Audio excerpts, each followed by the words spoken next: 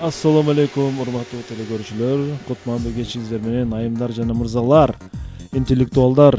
Бүгүн 31 май 2026 жыл жазгы сериялардын финалы. Бүгүнкү оюнду биз ачык деп жарыялайбыз. Финал.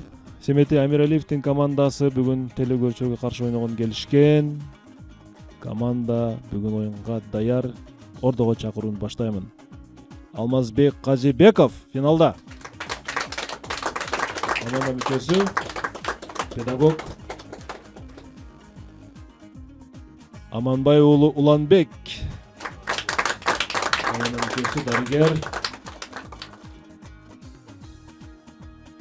Катышуучубуз Мухаммедарын Жоробаев, студент. Финал катышуучусу жана Гүлкайыр Пахириддинова, студент. Азима Рабидинова, команда мүчөсү студентка. Жана команданын капитаны, филология илимдеринин доктору, профессор Семетей Амиралиев.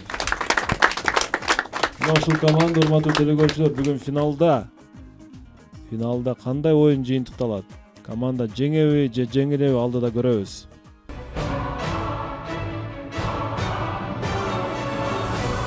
Семетей мырза, мына финал. Канча аттан бери финалга чыгып элек, Семетей, эстей аласызбы? Акыркы финалыбыз качан болгон?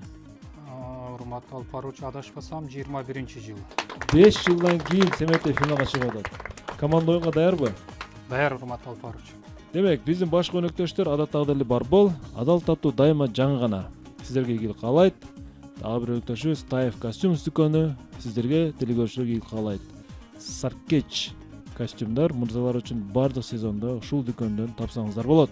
Анда оюнду баштадык. Эсеп 0-0, биринчи раунд. Биринчи раунд. Кайсы суроо келиши мүмкүн? Эми орду бош турат. Ордого жагдайга жараша жооп суроо беришибиз мүмкүн. Биринчи суроо сиздерге каршы Чувашиядан Александр Герасименко. Урматтуу билермандар, мен назарга тутуп жаткан нерсе сиздерге жаңылык эмес. Аны айрым жерлерден көрүп да жүрөбүз. Көз деле көнүп калган аны көрө берип. Мисалы, 1912 жылы Бородино согушунун 100 жылдыгына жараша ушул нерсе Кутузовдун образында жасалган. Мен назарга тутуп жаткан предмет Кутузовдун образында жасалган. Ошол эле учурда Наполеондун дагы образында жасалган. Ал эми Гогольдун 100 жылдык юбилейинде Ревизор жана Тарас Бульба персонаждарынын сериялары жасалган ушул нерседен. Серия жасалган. Сиздерге суроо. Бул эмне? Кетти минута. Монета эмеспи? Жок. Тыйын, Эстелик эмес. Так, почта маркасы эмеспи? Дагы. Давай, идея. Бизде бар бул. Ушул эстелик деп ойлотом да мен эле кичине эстелик эмеспи? Торт, шоколад, торт. Наполеон. Же саат. Мисалы үчүн Дагы. Кутузов. Бул күндө эле көзүбүз көнүп эле калган нерсе экен да. Күндө эле көрүп жүргөн нерсе. Демек почта маркасын биз күндө эле көрө бербейбиз да. Тыйынды күндө көрөбүз бирок. Дагы. Күндө көрө турган нерселер не бар Дагы. мисалы? Наполеондун образында. Же болбосо эстелигинде бюст катары жасалганбы? ошондой эле Бюст болушу мүмкүнбү же? Мындан бул жагы. кичкераак болуп, ошондой эле. Неме Наполеон десе Дагы, менин дагы, оюма шлепа келип атат да, баш кийим келип атат. Так. Крузовдукун Кутузовдо образында жасалган. Сериясы Кутузов, дейт. Демек бир нече мына ревизор менен Тарас Бульбанын сериясы. Кутузовдун Тарас не жасайт? Тарас Тарас Бульбаны окшоштуруп, ревизорду окшоштуруп эмне жасаган болушу? Серия жасаган экен да. Дагы. Уланып кете берет да ошондо. Көп санда жасашкан да мына олордун тукумчу. Ревизор менен Тарас Бульбан. Дагы эмне кайса токтобуз анда? Айткыла. Бардыгында эле бирок баш кийим бар да. Мойлоодагы. Тыйындар чыгарылган болушу мүмкүн. Тыйын болбосо керек, же жей турган шоколад торт эмне кылабыз? Кимисине токтойбуз? Бул кандай предмет, Семетей мырза? Сиз муну көргөнсүз, мен билем. Балким Гүлкайыр да көргөн, Алмаз мырза да көргөн. Так, урматтуу алып баруучу, биз талкууладык, бул суроого өзүм жооп бергенге аракет кылайын. Бир нече варианттар келип атат. Эми алардын арасынан мындай токтоо биз үчүн ооруга туруп атат. Мен эми талапка ылайык бир гана жоопту айтышым керек сизге. Бул менимче бюст. Бюст. Жооп кабыл алынат. Туура жооп. Жылмайып турат, жыгачтан жасалып. Матрёшка. Матрёшкалар жөнүндө сөз болду, Семетей мырза. Матрёшкаларды Кутузовдун Наполеон образын жасаган, Тарас Бульбанын персонаждарын жасаган, жанагынын ичинде матрёшкада улам кичинерип кете берет го. Ушундай персонаждарды жасаптыр. Бир нөл эсеп. Азырынча серия дегенде демек бир аз мындай логика жакындашты. Мындай улам серия чыгарыптыр деп бир мындай келдиңер да кайра узакташып кеттиңер да. Оюн улантылат азырынча. Экинчи раунд. Демек бул матрёшкалар сериясы. Алып баруучу, биз матрёшканы эстешибиз керек болчу да. Ооба. Мен Алмаз коерейин десем, Алмаз отказ кылып койду да. Алмазда матрёшка версиясы болгон экен. Кукла бар болчу Алмазда. Кукла жакыныраак, ооба. Бехрус Бердалов Ташкенттен сиздерге каршы суроо берет. Кукла жакыныраак. 1945-жылы Германияда, демек бул Советтер Союзу Германияны жеңген убактар. Кризис албетте, жергиликтүү калк ботко менен гана жашап калган. Ботко жеп Алмаз мырза. Харальд Йенердин айтымында ал кезде ушул нерселер Германияда эң популярдуу китептер болгон экен. Китептер десе, демек көп окулган нерселер китеп катарында болуп калганда, жергиликтүү калк ботко жеп жатат. Демек адамдар эмнени окушу мүмкүн же эмне популярный болуп кеткен ал жакта. Рецепт боюнча китептер болушу Кетти. Жок, бирок көп тамак болбой атат го. Диета Бир эле эмеспи? Меню китептер болуш керек деп атат, Бул китеп сыяктуу, бирок өтө көп окулган. көп окуган нерсе. Так, эл ботко жеп атса, кризис болсо эмнени окуйт? бир вариант келди. Меню келип атат да, кафе ресторандарда бирок мындай ботко жеп атат, бирок мындай немен тамактарында карап отур. Карап отура беребиз. Элестетип болушу мүмкүн, карап отурушу. Так, хорошо, биринчи вариант. Жок, диетанын китептери эмес, Меню же рецепт. Рецепт дагы бир вариант кетет. Диета. Дагы тамак ашка байланыштуу айта бергиле да, эмнени окушу мүмкүн? Кез эместир, балким, туурабы? Мүмкүн багы арпа буудай ошол немеге ботко неден жасалат деген рецепт. Рецепт калган болсо керек. Менюлар мурда чыгып калган менюлар болушу мүмкүн да. Мисалы үчүн Рецепт дегенде ботко көп тамак жасап бир Бир эле тамак кызыгып окуп отурат да. Убакыт бүттү. Семетей мырза. Мухаммед Арын жооп берди. Мухаммед Арын. Урматтуу алып баруучу, бул жерде ошол Германиядагы эл ботко жеп отурса, бул ошол тагыраагы сиз китеп сыяктуу деп айттыңыз да суроода, бул ошол тамак аштын рецепти болушу мүмкүн. Рецепт жазылган ошол баракчабы же. Себеп ошол элестетип, кыялданып неме кылган. Кана эми мындай тамак жесем деп. Жооп туура. Бир. Тамак аштын рецепттери аш тизмек сыяктуу китептерди окуп калганда, кана бифштекс жесем, кана эми азыр деген гриль жесем деп кыялданып боткону жей берген адамдарчы. Караңыздар. Команда теңдешти. Семетей мырза бонус алып жибериши мүмкүн эле азыр, бирок команда үнөмдөп калды. 3-раунд. Өткөндө Калича Сасиева туура жооптун алдында туруп, Семетей мырза. Айланып жүрөбүз. Бонус ала береличи дегенден кийин өлдү да иш. Ошо жанагы кулдар колундагы татуировкаларды тырмап өчүргөндүгү жөнүндө суроодо Калича Сасиева тапкан эле ошону. Кайсы суроо келди? Блиц раунд. урматтуу алып баруучу, биз мурдатан макулдашып келдик. Билисте Азима Рабидинова калат. Капитан ойнобойбу? Капитан деле ойнойт, бирок ушул кыздарга да бир шанс берейли деп атабыз да. Түшүнүктүү. Мен ойногонмун, урматтуу алып баруучу. Азима Рабидинова менен биз жеке ойнойбуз анда. Азима, даярсызбы? Даярмын, урматтуу. Биринчи жолу Билиске калып атасызбы? Ооба.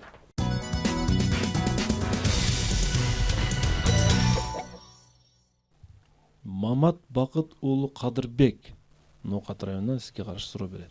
Үйүздөгү терезелер адатта кандай формада, Азима? Тик бурчтуу, Тик бурчтуу. же төрт бурчтуу формада болот. Бирок океанда жүргөн кемелерде же болбосо азыркы учактарда дагы терезелер, иллюминаторлор дээрлик кандай формада? Тегерек же сүйрүү, сүйрүүрөөк формада болот. Бул тегерек формасы терезеден сыртты көрүүнү чектейт. Жакшы обзор жок. Өндүрүшкө, комфортко бир аз кыйынчылык жаратса дагы конструкторлор, инженерлер атайын ушул форманы тандашат экен. Кемеге жана учакка. Сизге суроо. Кеменин же учактын корпусундагы мындай формадагы терезелер кайсы физикалык кооптулукту жаратышы мүмкүн? Эгерде тик бурчтуу терезелерди койсо, мисалы тик бурчтуу үйдөгү терезелерди койсо, кандай физикалык кооптулукту жаратышы мүмкүн? Ал эми тегерек формадагы терезелер ошол коркунучтарды толугу менен жокко чыгарат экен. Себебин таап бериңиз. Кетти 20 секунда.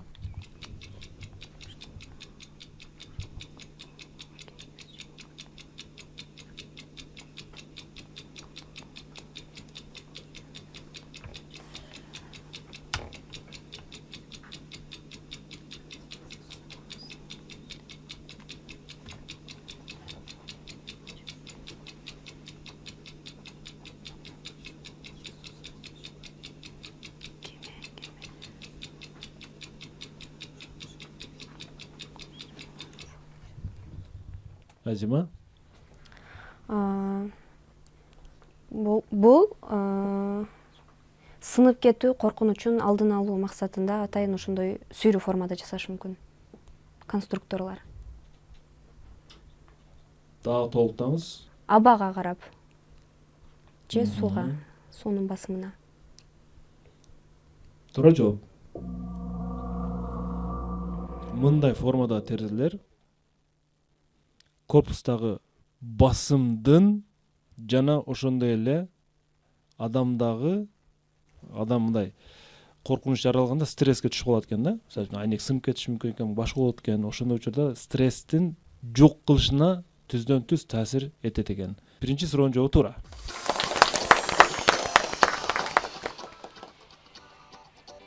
Кызыктуу суроо чынында азыркычы. Биз учактарда көп жүрөбүз, мисалы үчүн.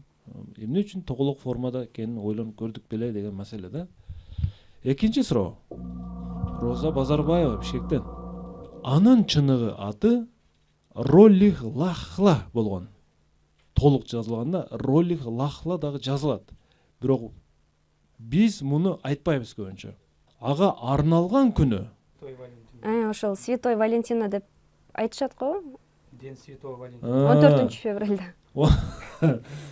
Оюңузга 14 февралдын азыркы тутуп атасызбы? Священник. Түшүнүктүү. Же аялдардын. Семетей мырза унчукпай туруңуз. Жооп кабыл алынат. Мен эми жооп кабыл алышка мажбурмун, себеби бул блиц раунд.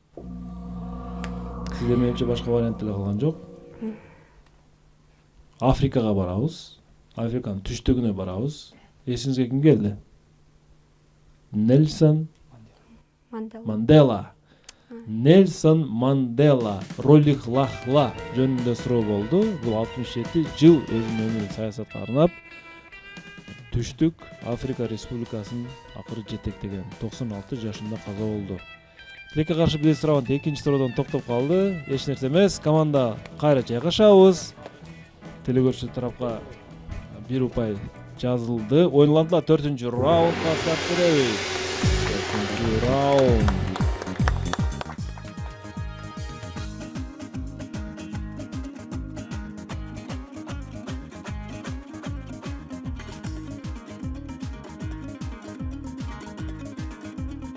Болотбек кызы Айзирек Ноокат районунан сизге каршы суроо берет. Урматтуу билермандар, белгилүү кыргыз киноактрисасы Бакен Кытыкеева Сейденин ролун аткарып жатып, ушул нерсени көргөндөн кийин ал анын ролун аткаруудан баш тарткан экен. Өзүнүн эскертүүсүндө мынтип жазат: мен ошол актрисанын өзүнө чейин дагы бир актриса аткарганда, ошол актрисанын Сейденин ролун аткарып жатып, мен өзүм ойлодум дейт. Эгер мен бул ролду улантып кете турган болсом, анда ушул нерсе когушпай калат. Менде ушул нерсе Сейденин образындагы көрүнүш менен когушпай калат дейт экен. Бакен Кыдыкеева айттыр да. Сиздерге суроо. Бакен Кыдыкеева өзү менен Сейденин ортосунда кайсы айырмачылыкты назарга туткан? Кетти. Минута. Сейде ким эле? Чачаганды бул карыраак болуп калышы мүмкүн да. Бакен Кыдыкеева. Чачагарып кетет го. Бир Же күн. болбосо Сейде карыраак Кары. адам образын жаратты. Сейде баягы бетме бет. Жанагы Бетме бет, Исмаил. Чачагарып кетет да, бир күндө ошол болушу мүмкүн. Дагы Жезерти. уйдун эмес уурдап чыкканда Уйдун союп алып келип берет го. Бул жана киносунда өлө мындай шок кыз болот го, балким ал мындай Сейде өзү карматып берет да. ыйлаган аял боло албайм деп айтканбы? Жок, чачы жакшы фактор да. Мен жек калпалы барбы бир жерде деп ойлоп. Ошондой жери бар. Бетин түзүлүшүн айтпаса керек эле чыгармасында.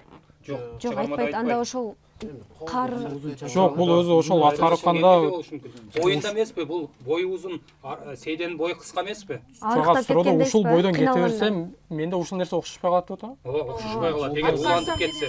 Түспөлүндө эмес, Уланып кетсе характери, кээ бир адамдар мындай Анан ошондой Деле эмес го. мындай шайыр болуп шайыр болуп калган кайгырган аялдын болду. Кайгырган образды бере албайбы дейм. Ошол бойдон Семете мырза, Урматтуу алып баруучу чыкпай калат го деп. Улам мырза жооп бериңер, аракет кылып көрсүн. Улам мырза. Жаккан айтып берчи.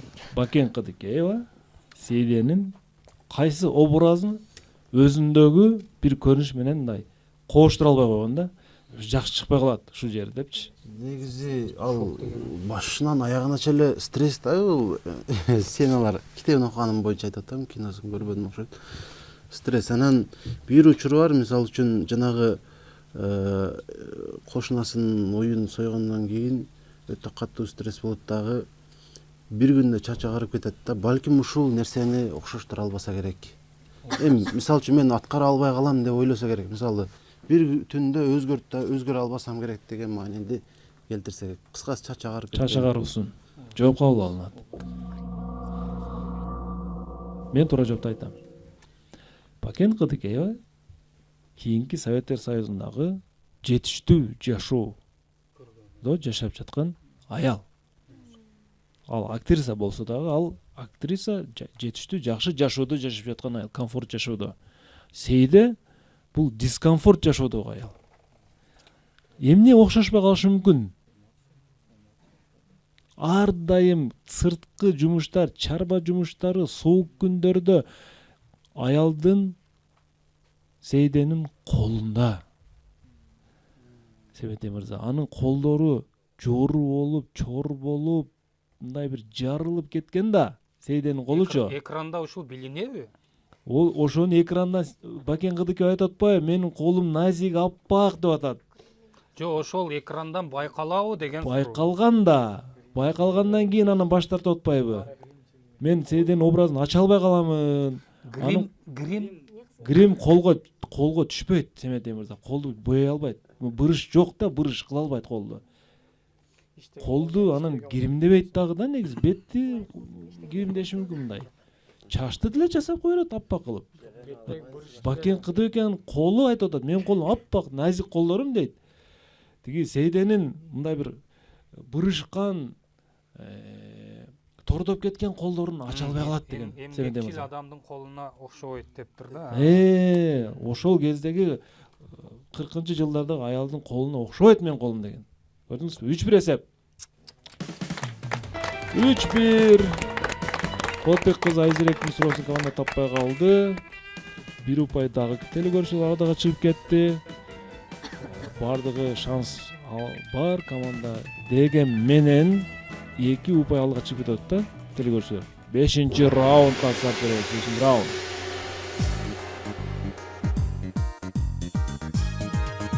Чачын ар дайым ар дайым уйду, койду, чөп салып, аны саап жүргөн кол менен Семетей мырза шаарда жүргөн айымдын колун салыштырсаңыз, Эсенгелдиева Жанетта Бишкектен силерге каршы суроо берет. Урматтуу билермандар, Альберт Эйнштейн кайсы жылы Нобель алган Семетей билесизби? 1921 Нобель сыйлыгын алган. Бирок ал сыйлык анын эң белгилүү теориясы кайсы теория? Салыштырмалуулук теориясы үчүн берилген эмес. Семетей мырза, ал теориясы үчүн берилген эмес. Ал башка иши үчүн алган Эйнштейн. Силерге суроо. Кайсы иши үчүн алышы мүмкүн Эйнштейн? Эң белгилүү теориясы үчүн эмес, башка теориясы үчүн алган. Минута кетти. Бомбаны ойлоп тапкан бул эмес. Ядерный бомба. Жок, ал жанагы неме да, Нобель өзү да динамитти өзү ойлоп тапкан да. Так, дагы каяка барганбыз? Математикага кирбейлби? Эйнштейн дагы өкүнөт го бир нерсеге. Эйнштейн дагы өкүнөт. Жок, өкүнгөндө албайт. Мисалы, математикада бир кайсы бир теорияны дагы ачпадыбы? Формуланы Физикада, физика математикадан. Же болбосо бул тынчтык орноткон үчүн тынчтык кылган эмеспи бул жалпы адамзатка? Ошо сыяктуу. бир нерсе ойлоп тапкан да. Дагы эмне кылган болушу мүмкүн? Теориясы үчүн албасам да, эмнеси үчүн Иши алат? көп да өзү негизи. IQ-су жогорулар алган эмеспи? Жок, карабайт. Бир нерсе өзүн көрсөтөт. 21-жыл эски эле заман экен. Эмне тапкан болушу мүмкүн бул? Бомбаны Физика. Физикадан да тапкан эмеспи? математикадан Атомдон ажыраганын Атом деген тапкан эмеспи?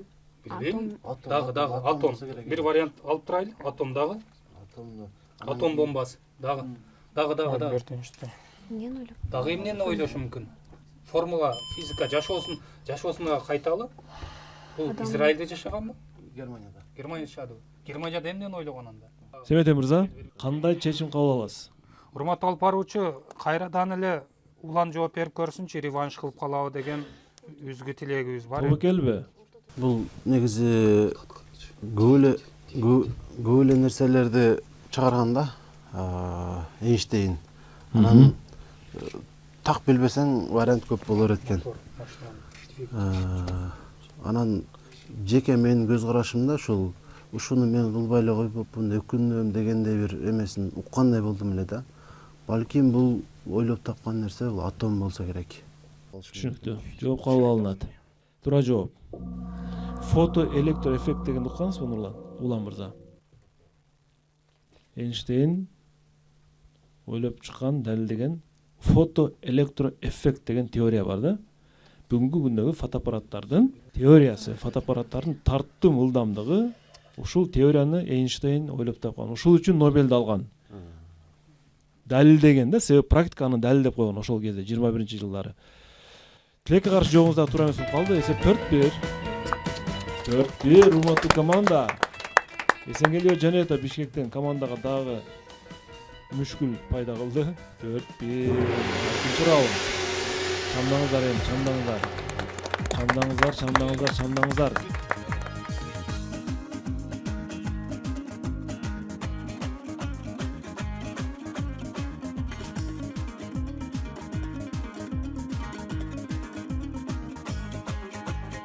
Кутбидин Муратов Казань шаарынан силерге каршы суроо берет.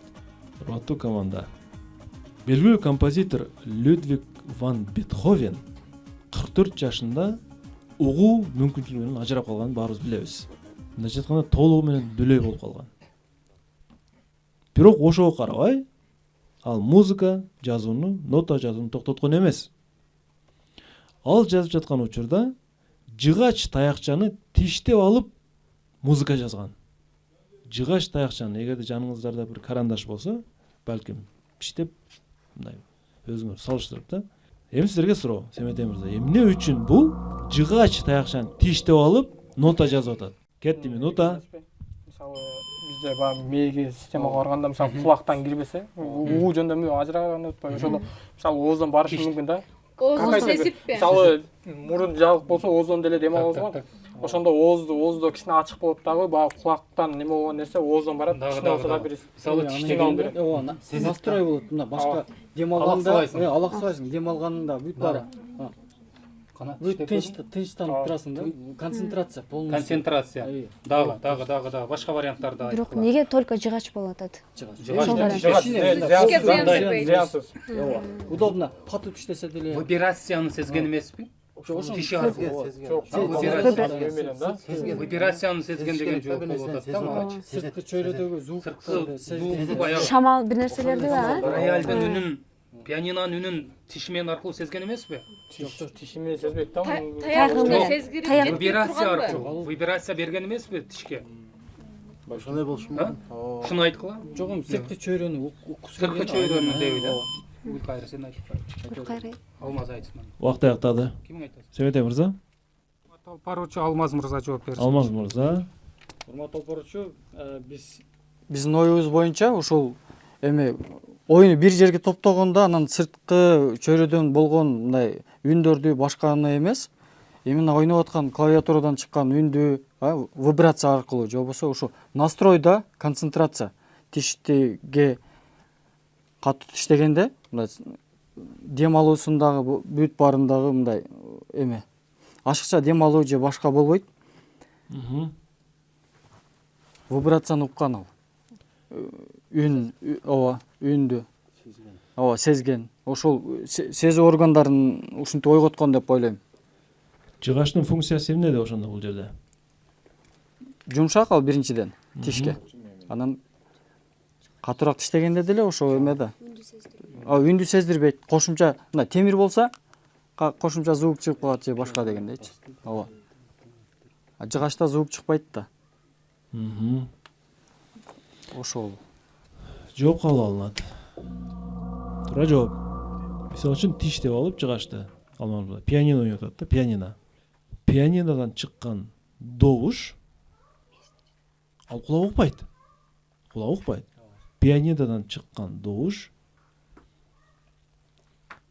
тиштин сөөктөрү аркылуу берилип, жыгач деп атат, жыгачтан тишке өтөт. Жыгач тиш менен жыгачтын ортосунда вибрация бар. Добуштун вибрациясы бар да. Ошол аркылуу мээге жетип, Семетей мырза, пианинонун үндөрү, ноталарды ушинтип болжоп угуп жазалган. Бетховен. Сезим, вибрация жана концентрацияны бир жерге топтоо менен. Жооңуз негизинен туура. 4-2 эсеп. 4-2. Балким убактыңыздар болсо, жыгач тиштеп пианиноны ойноп көрсөңүздөр болот, Семетей мырза. Тишке вибрация берет экен да. Добуш. Вибрацияны уккандай болдум эле да. 7-нчи раунд.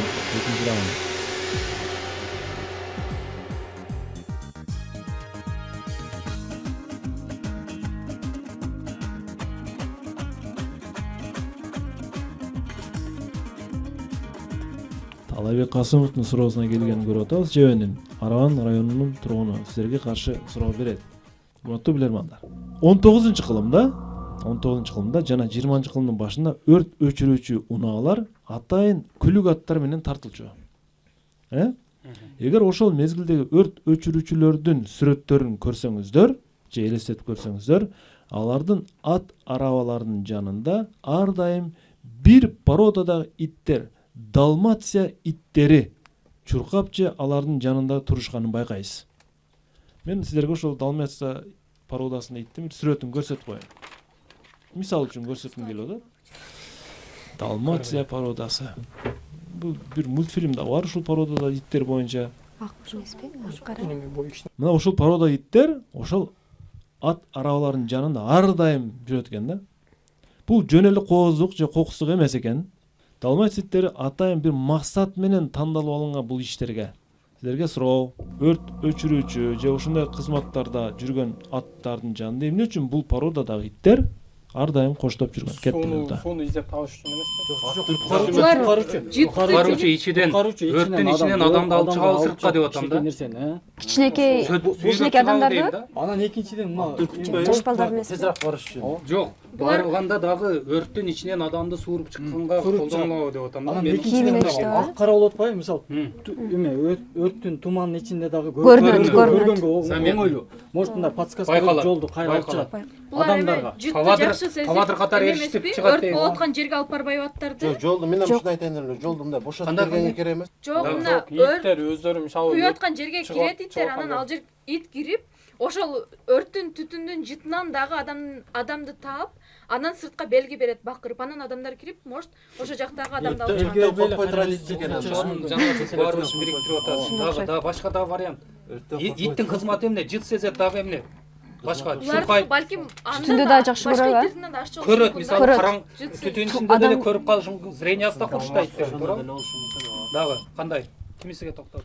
Семетей мырза, Станцияда дагы деп атат, а? Так, урматтуу алып баруучу Гүлкайыр Пахридинова жооп берип көрсүнчү. Ошону өзүң айтканың берип. Гүлкайыр. Аралаштыр баары. Урматтуу алып баруучу, Жыпты да кош баары. Аралаштыр. Калып кетпесин. урматтуу алып баруучу, менин оюмча бул жердеги бул иттер башка иттерге караганда дагы жыт сезүүсү көбүрөөк ашыкча күчтүү болушу мүмкүн. Өрт болуп аткан жерге булар кирип, ичинде адам калып калган болсо, ошол адамдарды таап, белги берип, сырттагы адамдарга бакырып белги берип, же болбосо өздөрү дагы тиштеп, мындай адамдарга жардам берип, сүдүрөп чыгышы мүмкүн. Жооп кабыл алынат. Туура жооп. Иттердин, бул породада иттердин ар дайым аттарды, арабаларды жанында коштоп жүрүүдөгү бир эле максат болгон. Бул ошол унааларды, кареталарды коргоо уурулардан. Дагы бир варианты аттарды тынчтандыруу үчүн. Семетей мырза, өрт болгон жерлерде аттар мындай жөн турбайт да, ат өзүчү. Аттарды тынчтандыруу үчүн ушул иттерди жанына коет экен. Итти көргөн ат тынчтанып калат да өзү. 5-2 урматтуу команда, 5-2. Эгер ушул эки варианттын бирөөнү айтканда мен туура дейт элем, макул дейт элем. Акыркы шанстар бар десек болот. 8-чи раунд. 8-чи раунд.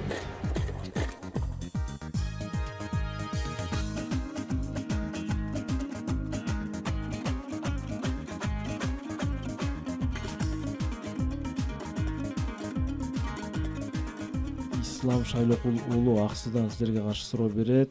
Урматтуу билермандар, кун коюбуз. Бул жерде мындай айтканда эң алгачкы биздин заманда бир тарыхта орду чоң белгилүү адам жашап өткөн. Ушул бир жерде. Бул аймакка, территорияга Македонский армиясы менен келип, аламат согуш менен бул жерге ээлик кылган. Андан кийин Юлий Цезарь, Рим империясы, Византия империясы, Салахиддин Айюби, султанаттар, андан кийин монголдор кирип келген бул жерге. Осман империясынын карамагына өткөн кийин Наполеондун армиясы келип бул жерге согушкан, Франциянын туусун сайып кеткен, кайра Осман империясына өткөн. Соңку тарыхта 20-кылымда бул жер Британиянын королдугунун башкаруусунан дагы өткөн. Караңыздар, тынч эмес жер да, тынч эмес жер. Салахиддин Айюби дагы келген деп атат Мухаммед. Урматтуу билермандар, бул кайсы аймак же, кайсы территория? Бул жердин аталышын тапкылачы. Тынбаган жер экен согуштан. Александрия деп. Стамбул эмеспи?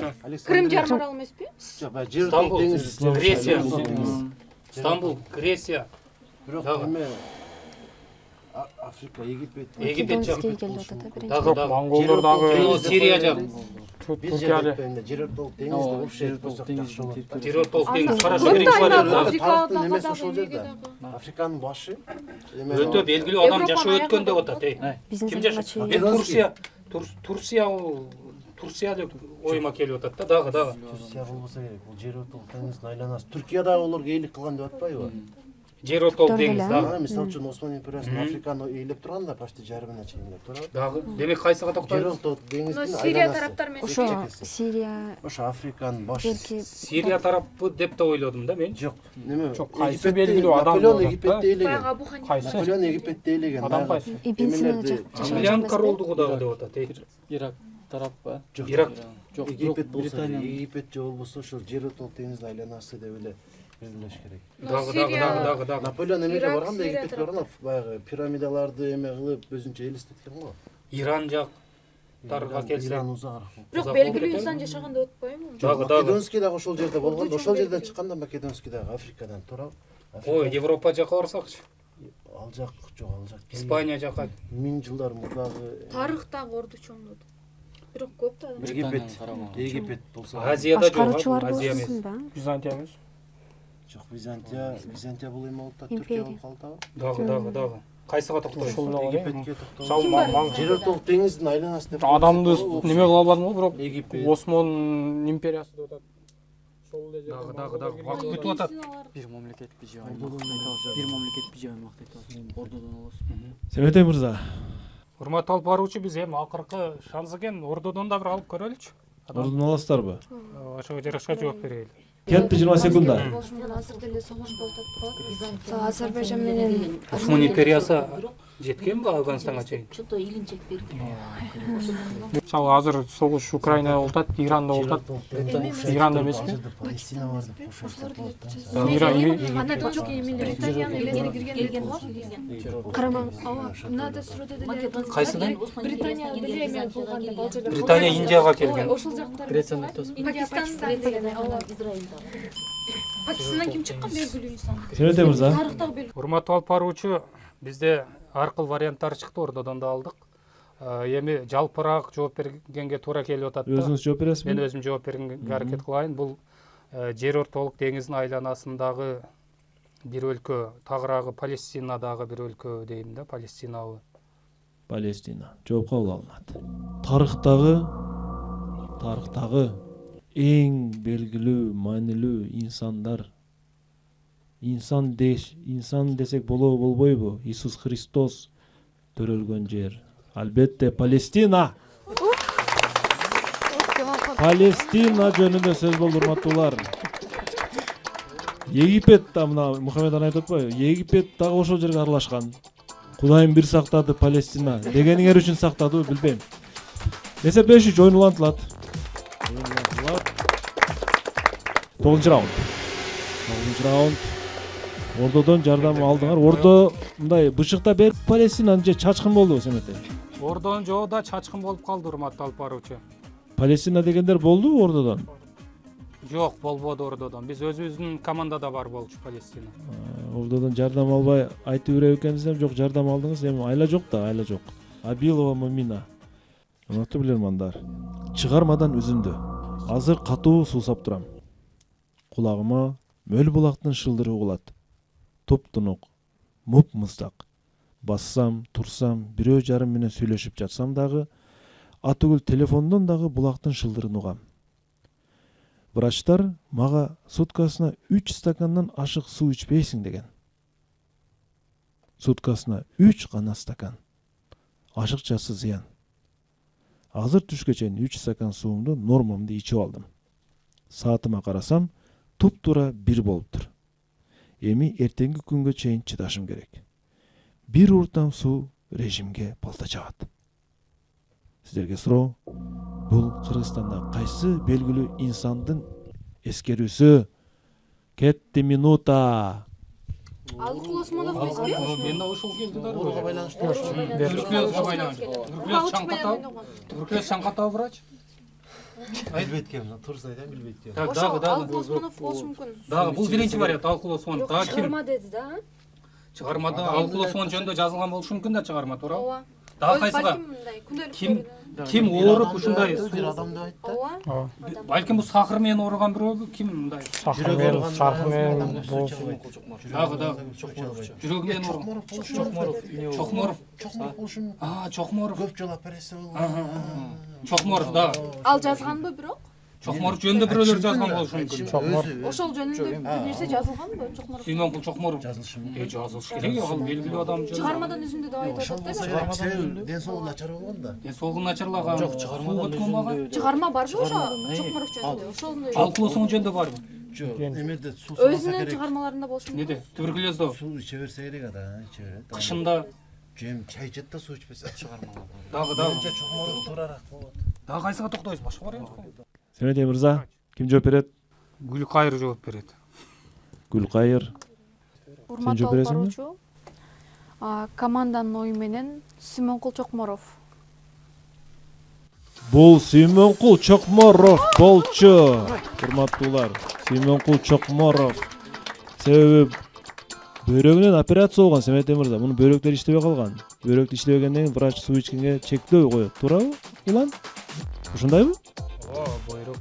10-раунд. 10-раунд. Алык Лосоновдун моунда телефон бар беле? Жок беле? Бар эле. 10-раунд. Командага каршы Айпери Жаныбекова Кара Балтадан суроо берет. Урматтуу билермандар. Француз теоретиги жана сынчысы Жорж Садуль 1960-жылдары жогору деңгээлде өнүккөн кыргыз искусствосунун бир тармагын көрүп, аны кыргыздын керемети деп атаган экен. Тырнакчанын ичинде кыргыздын керемети деп атаган экен да. Эми урматтуу билермандар, сөз кыргыз искусствосунда кайсы тармак жөнүндө болуп жатат? Семетей мырза, менимче мөөнөтүнөн мурда деп атат. Семетей. Урматтуу алып баруучу, бул боюнча менде маалымат бар. Учуп кетиштен коркпойсуз, а? Жок. Так айтам деп ойлойм. Бул боюнча укканым бар. Менимче бул кино тармагы, кино индустриясы. 5-5. Кыргыз кино индустриясы бекеринен кыргыз керемети деп айтылып келбейт экен. Бүгүнкү күндө дагы кыргыз керемети деп кыргыз киносун айтып келишет. Теңдешүү. Команда 1 минут үнөмдү алды. Бул жакшы мүмкүнчүлүк команданын жеңип кетишине. 11-чи акыркы раунд жана жебен айланпайбыз. Аруна Тазабекова Бишкектен сиздерге каршы суроо берет. Урматтуу команда. Мектептеги сабактардын биринде кээде мугалимдер да, окуучулар да мындай суроону беришет экен. Англис тилинде окуйм. Жазып алсаңыздар да болот. May I have a large container of coffee? Container да? Container of coffee. Эми сизге суроо команда. Бул кайсы сабакта болот? Жана бул фраза эмне үчүн керек? Кайсы сабакта бул болот? Кетти минута. Кофе ичкен. Физикада ал. Нерсенин басымын өлчөп физика болушу мүмкүн эмеспи? Дагы. Кофе басым. Химия. Жүрөктүн. Дагы. Жанагы Чоң. класс жетекчи менен сабак болот. Же биология сабагы? Тарбия ачык сабак. Класстан тышкары. Напряженный момент дейм да. Ошол учурда сүйлөшүп отырган. Ичкени сурабастыр. Ичкени сурабайт. Физика болушу мүмкүн. Математика эмеспи? Биология. Предметтерди ойлогула. Мектептеги физика, математика, биология, химия. Химия эмеспи?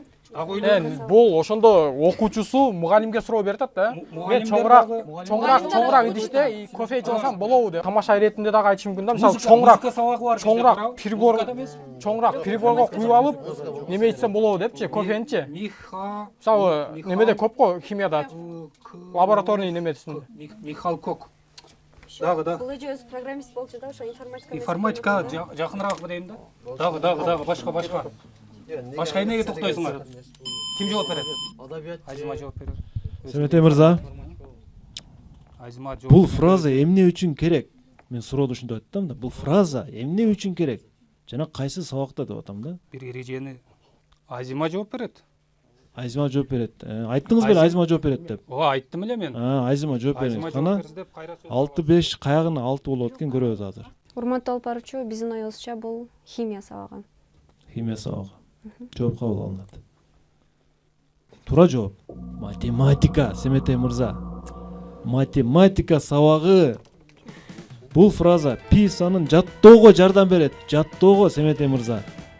Писанын жаттоо үчүн колдонулган мнемоникалык фразалардын бири экен да бул. Ар бир сөздөгү тамгалардын саны писанын цифраларына туура келет. Мисалы 3 14 3 1 4 1 5 9 2 6. Санасаңыз ошонча сан чыгат. Ай, Семетей, математика десеңер болмок негизи. Жок, дедик эле математиканы айтып өтөттүк, бирок мына жака илиш кыйын болду да.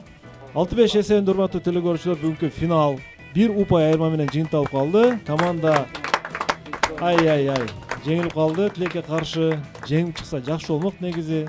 жеңип чыкса жакшы болот, бирок команда кайсы бир деңгээлде баары бир жогорку лигадагы команда болуп эсептелет. Болгону финалдык жеңишке жетпей калды. Бир эле упай менен. Бир гол чаап коелу. Оюн жыйынтыкталды. Урматтуу алып баруучу, бүгүнкү оюн биз күткөндөй натыйжага алып барбады. Биз бүгүн жеңебиз деген аруу тилекте келдик эле. Тилекке каршы бир кичинекей этиятсыздыктан улам акыркы суроону алдырып коюп, биз жеңилүүгө душар болуп калдык да. Абдан мындай логикасы бар суроо десек деле болот акыркыны, бирок биз аны математикага байлашуубуз абдан оор болду. Негизи кызыктуу суроо экен. Ар кыл варианттар чыгат экен. Балким биз ойлодук бул информатика сабагы боло турган болсо, эми биз түз мааниде ойлоп алыппыз. Кофе ичип, уктабай, ошо компьютердин алдында көпкө олтурууга шарт түзөт дегендей дагы жоромолдор болуп, бирок ага да токтободук. Химияга токтоп алдык да. Бизге бүгүнкү суроолордун арасынан Нелсон Мандела жөнүндөгү суроо аябай жакты. Ушул дүйнө жүзүндө, анын ичинде Кыргызстанда ушул адилеттүү адамдар көп болсун деген изги тилек менен биз ушул суроону тандап атабыз. Блиц раундда бул суроонун ээси Роза Базарбаева экен, билесиздерге. Куттуктайбыз. Роза Базарбаева Бишкек шаарынан телекөрүүчүлөр несебинен ушул суроосун бир упай алып келген.